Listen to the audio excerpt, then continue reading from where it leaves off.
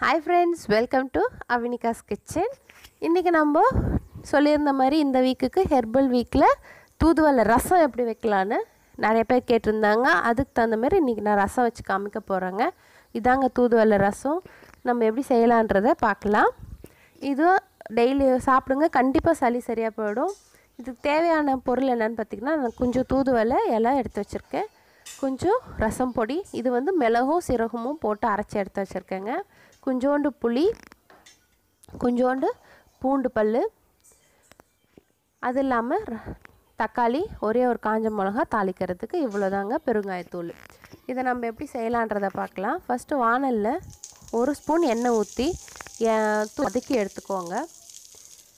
இது நான் இந்த ரசம் வந்து மற்ற ரசம் மாதிரி நான் வைக்கல, எப்பயும் வீட்டில் வைக்கிற மாதிரி தான் நான் வைக்க போகிறேன் இந்த ரசமும். ஸோ இட்ஸ் ஈஸி ப்ராசஸும் நமக்கு.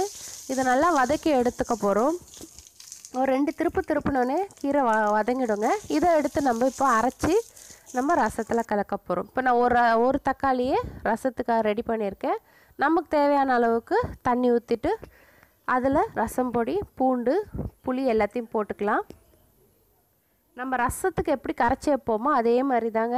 இதில் எக்ஸ்ட்ரா நம்ம என்ன சேர்க்குறோன்னா இந்த தூதுவளையை சேர்த்து சாப்பிட போகிறோம். ஸோ இந்த புளியும் போட்டாச்சு, ரசம் பொடி எடுத்திருக்கேன். உங்கள் வீட்டுக்கு தகுந்த மாதிரி நீங்கள் ரசம் பொடி எடுத்துக்கோங்க. நான் வெறும் மிளகும் சீரகம் மட்டும்தான் பொடிச்சு வச்சுருக்கேன். ஸோ அதை போட்டுக்கிறேன். இது 1 டேபிள் ஸ்பூன் இருக்குது. அது இல்லாமல் கொஞ்சம் பூண்டு பல், அதையும் நசுக்கி அதில் போட்டுக்க போகிறேன். இதுக்கப்புறம் இந்த தூதுவளையை நம்ம நல்லா வதக்கிறதுக்கப்புறம் ஒரு ஓட்டு ஓட்டிட்டு மிக்சியில் அரைச்சாச்சு. இந்த பாருங்கள், இதையும் அதில் கலக்க போகிறேன். நம்ம ரசத்துக்கு எப்படி கலப்போமோ அதே மாதிரி நல்லா கொஞ்சம் உப்பு எல்லாத்தையும் போட்டு ரெடி பண்ணிக்க போகிறோங்க. இது எப்படி ரசம் வைப்போமோ அதே தான்.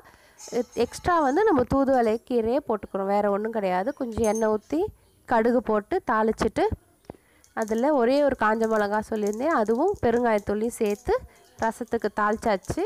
கொஞ்சம் பெருங்காயத்தூள் சேர்த்துக்கோங்க. ரசத்தை கரைச்சி விட்டாச்சுங்க.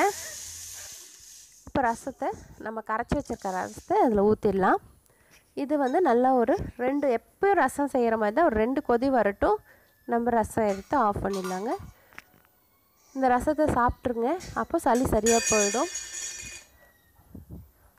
இது ஈஸியான ப்ராசஸ் தான். இன்னொரு ரெசிபியும் இருக்குது. நல்லா எல்லாத்தையுமே அரைச்சி கொஞ்சம் வெங்காயம் போட்டு அரைச்சியும் ரசம் வைக்கலாம், சூப்பு மாதிரி வைக்கலாம். இது வந்து நான் ரசம் கூட்டி விட்டுருக்கேன். இது நல்லா கொதி வந்தோடனே நம்ம ஆஃப் பண்ணி எடுத்து வச்சிட போகிறோம். இது அப்படியும் நீங்கள் சாப்பிட்லாம், இல்லை நம்ம வந்து சாதத்தில் போட்டு பிசைஞ்சு சாப்பிட்னாலும் சாப்பிட்லாம். இது சூப்பு கிடையாது, ஜஸ்ட் ஒரு ரசம் தான். ஸோ நீங்கள் சாதத்தில் போட்டு கூட சாப்பிட்லாங்க. குழந்தைங்களுக்கு நீங்கள் அப்படியே கொடுக்கணுன்னாலும் கொடுத்துக்கலாம். ஸோ தூதுவளை ரசம் ரெடி ஆகிடுச்சு. வீட்டில் செஞ்சு பாருங்கள், இதை குடிச்சு பாருங்கள். சளி சட்டுன்னு சரியாக போயிடும், நல்லாவும் இருக்கும். இது கொஞ்சம் சூடு, அதனால் நம்ம ரசம் தாளிக்கும் போது கொஞ்சம் நெய் விட்டு தாளிச்சிக்கோங்க. இல்லை சாதத்தில் போட்டு சாப்பிடும்போதும் நெய் விட்டு சாப்பிட்டுக்கோங்க. தூதுவளை ரசம் எப்படி இருக்குன்னு எங்களுக்கு இந்த ரசத்தை செஞ்சு பார்த்துட்டு எங்களுக்கு ஷேர் பண்ணுங்கள் எப்படி இருக்கு. எங்கள் வீடியோ உங்களுக்கு ரொம்ப பிடிச்சிருந்தால் லைக் பண்ணுங்கள், கமெண்ட் பண்ணுங்கள், மறக்காமல் சப்ஸ்கிரைப் பண்ணுங்கள், ஃப்ரெண்ட்ஸ் கூட ஷேர் பண்ணுங்கள். வாழ்க வளமுடன், எல்லா வளமும் பெற்று நலமுடன்.